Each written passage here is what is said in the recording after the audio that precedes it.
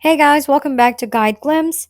In today's video, I'll show you how to easily remove the background from an image using Paint and Windows 11. First, search for Paint in the search bar and open the Microsoft Paint application. Once opened, click on File, then Open, and select the image you want to edit. Next, in the toolbar, locate and click on Remove Background. Allow the tool to analyze the image and automatically remove the background. To save your edited image, click on File, then Save As, choose PNG or any desired format, name your file, and click Save.